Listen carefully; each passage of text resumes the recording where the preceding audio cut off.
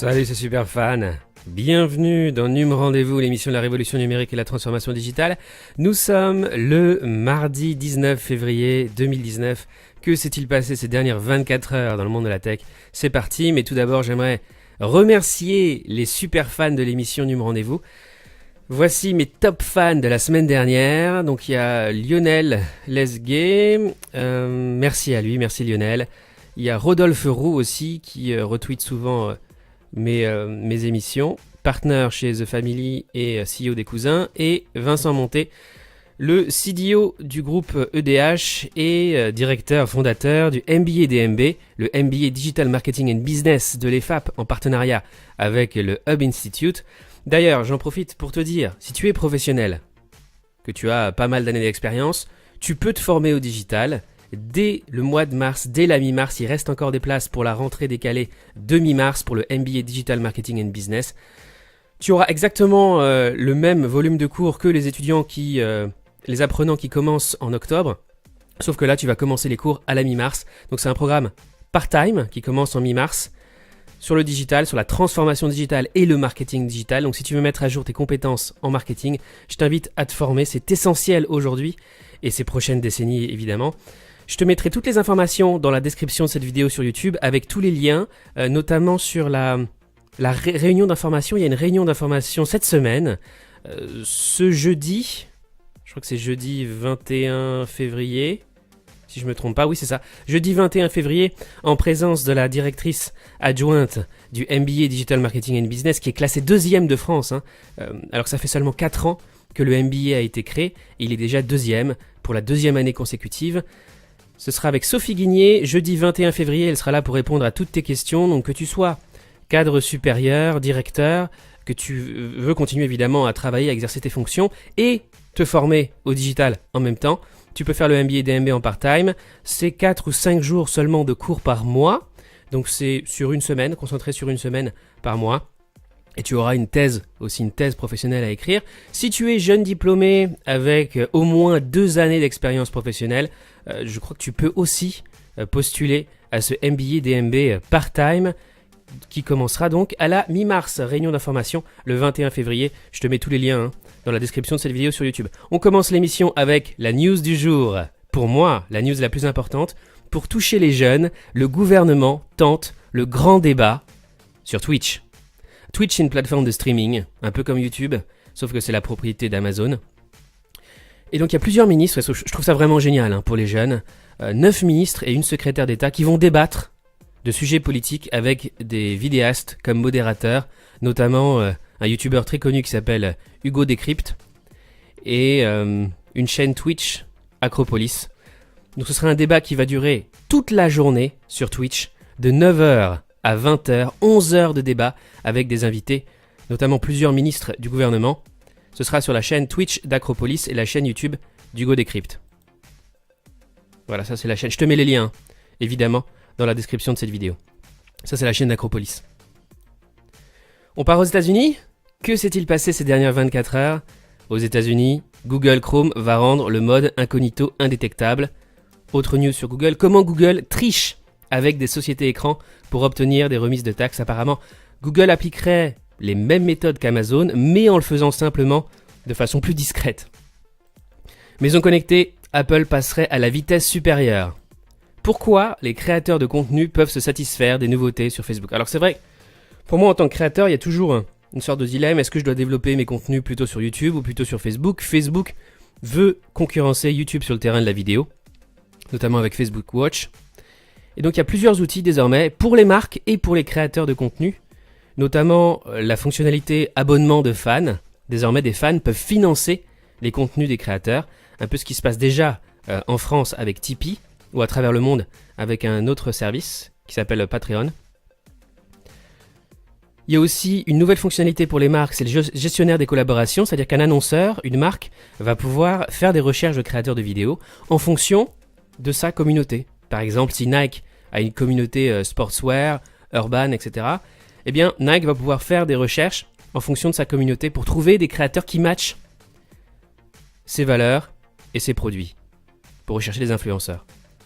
Il y a aussi la fonctionnalité Watch Party, donc après la diffusion d'un événement en direct sur Facebook, eh bien, tu peux continuer à discuter avec ta communauté une fois que la vidéo est terminée grâce à Watch Party. Et puis évidemment, ce qui a été lancé l'année dernière déjà, fin d'année 2018 je crois, le nouveau badge Super Fan qui te permet d'identifier tes plus gros fans sur Facebook. C'est un badge qui va apparaître. Par exemple, on a un post ici, voilà, Lucie est super fan de cette page. Ça veut dire que c'est une des fans les plus engagés sur ta page.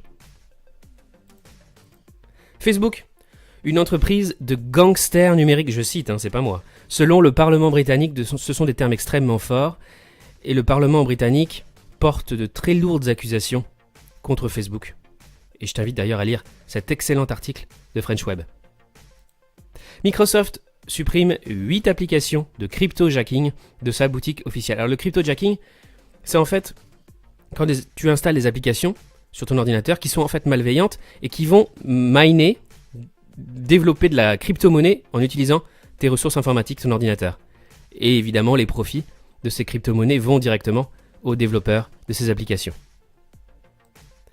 N'as-tu Netflix, Airbnb, Tesla, Uber. Alors, du côté de Netflix, la série The Umbrella Academy, qui est déjà sortie, aura-t-elle droit à une saison 2 ?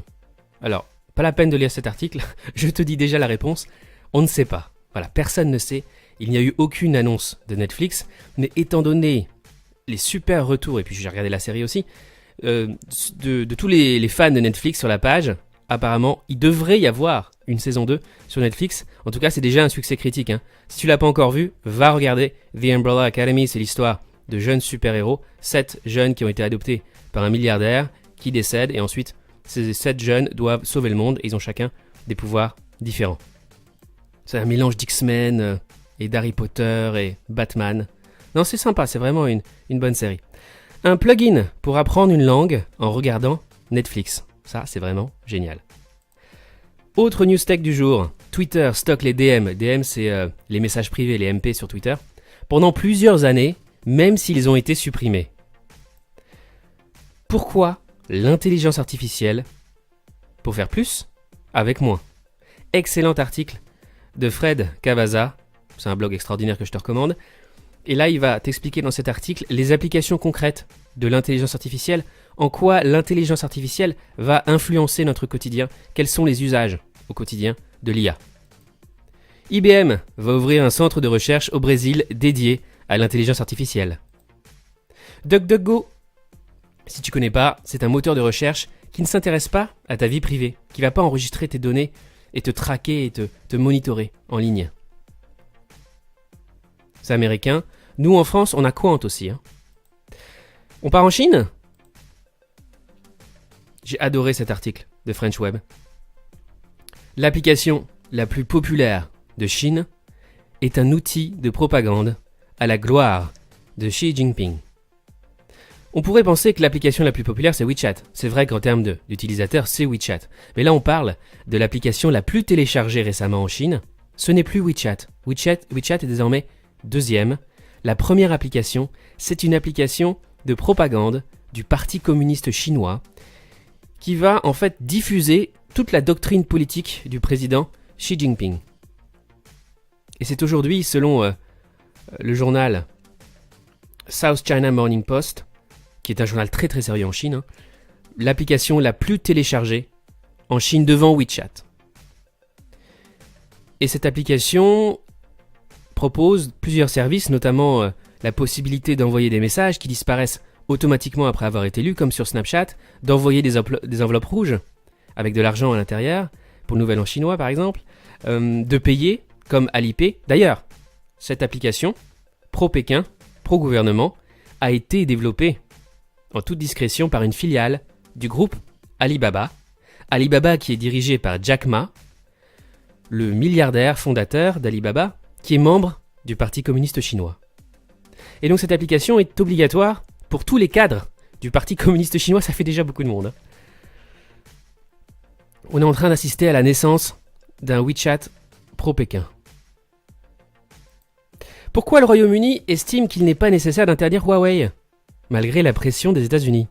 Ça m'a surpris aussi. Coup dur pour les États-Unis qui n'arriveront probablement pas à convaincre leurs alliés européens à se ranger derrière les soupçons d'espionnage qui pèsent sur le géant chinois Huawei. On part en Corée ? Samsung arrête les lecteurs Blu-ray. C'est incroyable. Mauvaise nouvelle pour le monde de la ultra haute définition. LG met de côté le smartphone pliable et se concentre sur la 5G. Donc tu le sais déjà si tu regardes cette émission, Samsung va présenter son premier smartphone pliable ce mercredi, là demain. LG a abandonné son projet de téléphone pliable pour se concentrer sur la 5G. LG qui est coréen aussi. News France. Decathlon avance à fond sur l'intelligence artificielle. Reworld Media annonce une offre d'achat en vue de l'acquisition de Mondadori France, qui est un groupe de presse. Notamment avec des titres comme Closer, Grazia, Pleine Vie, Biba, Science et Vie, Téléstar. Bruno Le Maire veut faire de la France le champion européen des centres de données. Culture Geek. On finit toujours mon émission du rendez-vous par un point. Culture Geek. Netflix annule Jessica Jones et The Punisher. Les derniers super-héros Marvel sont tombés. On s'y attendait. On s'y attendait après les annulations successives de Luke Cage, Iron Fist, Daredevil. Maintenant, c'est au tour de Jessica Jones et The Punisher. Donc, il n'y aura plus de séries Marvel sur Netflix. Pourquoi ? Tout simplement parce que Marvel appartient à Disney, au groupe Walt Disney. Et Disney va sortir sa propre plateforme de streaming, Disney+. Et puis Disney va aussi intégrer à son groupe l'autre plateforme de streaming très populaire aux États-Unis, Hulu. Donc les séries Marvel vont continuer soit sur Disney+, soit sur Hulu, qui sont toutes les deux des propriétés de Disney. Il va y avoir aussi des séries Star Wars sur Disney+. Et enfin, Le Seigneur des Anneaux. Amazon fait déjà du teasing pour sa série avec une carte de la Terre du Milieu. Ce sera la série la plus chère dans toute l'histoire de la télévision. Amazon va investir plus d'1 milliard de dollars pour la première saison de son Seigneur des Anneaux. Mais c'est pas encore pour tout de suite. C'est tout pour aujourd'hui. Merci d'avoir regardé Num Rendez-vous. Pour des news tech mises à jour en temps réel, 24h sur 24, 7 jours sur 7, tu sais, j'ai 3 comptes Twitter pour ça. NumRDV, mon compte en français. TechRDV, mon compte en anglais. Et MarketingRDV, mon compte sur le marketing digital. À demain pour un nouveau Num Rendez-vous. On va essayer de relancer la quotidienne. Je te souhaite une excellente journée. Salut, ciao.